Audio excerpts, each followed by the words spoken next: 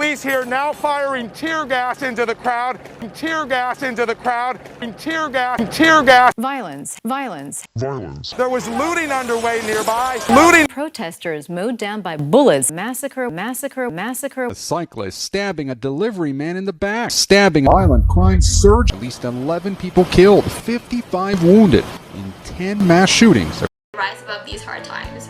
Man facing charges for allegedly raping a woman on a busy SEPTA subway train. There's renewed anger in the United States over police violence. Footage has emerged of a 75-year-old demonstrator protesting the death of George Floyd, being pushed to the ground by officers. Protest. Died at the hands of 4 police officers. Died. They close in on the car, one with a gun visible, with a gun. Other airlines are handling outbreaks of violence and unruly passenger behavior on board. Violence. 30-year-old Curtis Clayton became enraged after the passenger behind him placed something into the seat pocket. Outraged, he punched a flight attendant in the face twice when she accidentally bumped into him and then apologized. Outraged. 7 people have been killed in this violence.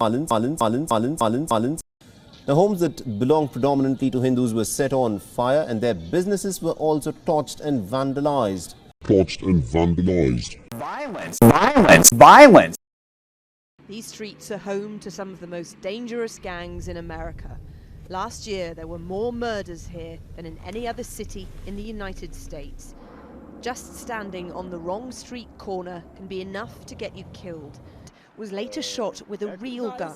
There were 7 real shootings that night. In 2012, there were 506 murders in Chicago, significantly more than the next 2 cities, New York and Detroit. Since 2003, more Americans have died in Chicago than in Iraq. It's not a video game. You don't get an extra life. Once you're dead, you're dead. Once you kill someone, they don't come back to life. And when you come back or when you wake up the next day, your friend, your brother, he's still dead.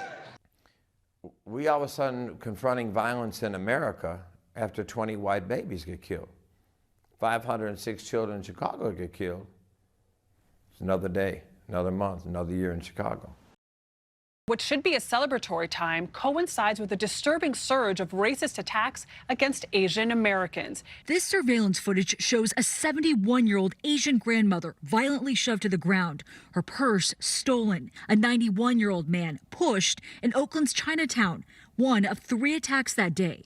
84-year-old Thai American Visha Ratanapakdi knocked over while out for a walk.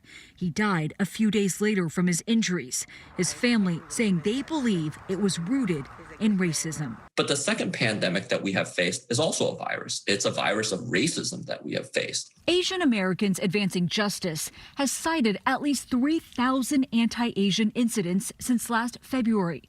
In New York City, there was an 867% increase in Asian hate crime victims in 2020 compared to the year before. This man's life is over from a fatal meeting and his family devastated. This was a senseless act of violence. Senseless. 4 shots to the chest. Why? Waller, who's also a father, was gunned down in his driveway Sunday morning.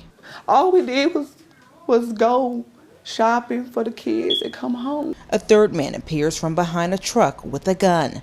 A 13-year-old arrested for allegedly attacking a student with autism. There's no doubt that there's been more fighting and more violence on Jacob Cantu was in a bathroom stall at one of Connecticut's largest high schools when someone tossed a trash can over, hitting him in the head. Vandalism and violence so bad, the superintendent closed the school. Violent crime is way up and claiming victims.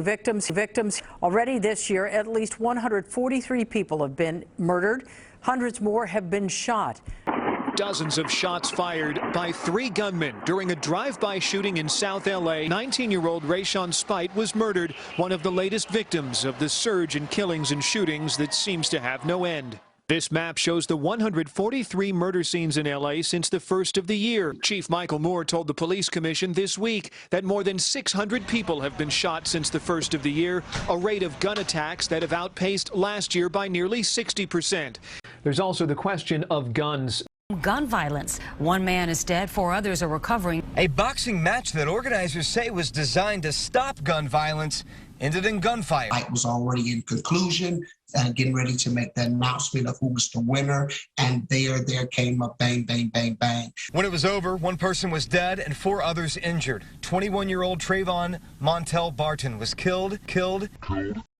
An eruption of gun violence across the country this weekend, some with children caught in the crossfire. Second mass shooting there in just a week. 1 victim killed, 6 wounded, and 2 suspects dying. A 10-year-old little boy shot and killed inside his home by a bullet fired from outside. Hundreds of children victims of gun violence. Another family devastated as the list grows of young lives cut short by a startling surge of gun violence. They opened fire into a home overnight, killing gun violence. Innocent children caught in gunfire.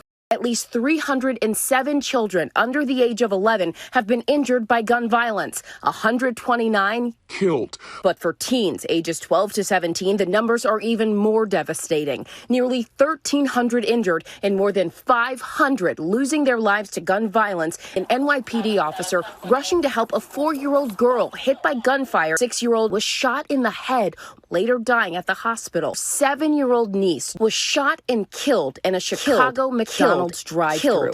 Gun violence. Gun violence. Gun violence. Violence.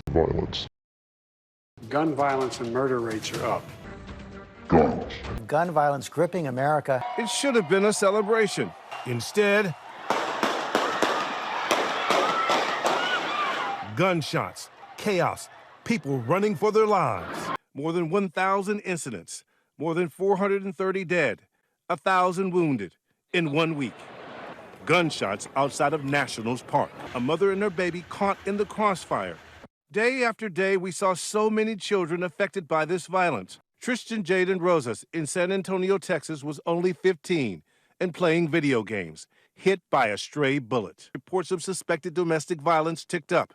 At least 44 cases. A mother and child allegedly kidnapped. People are afraid to go to malls. People are afraid to go to theaters. People are afraid to go to parks. 2 men, guns drawn in broad daylight. A small number of streets infected with gun violence. There were 6 people shot.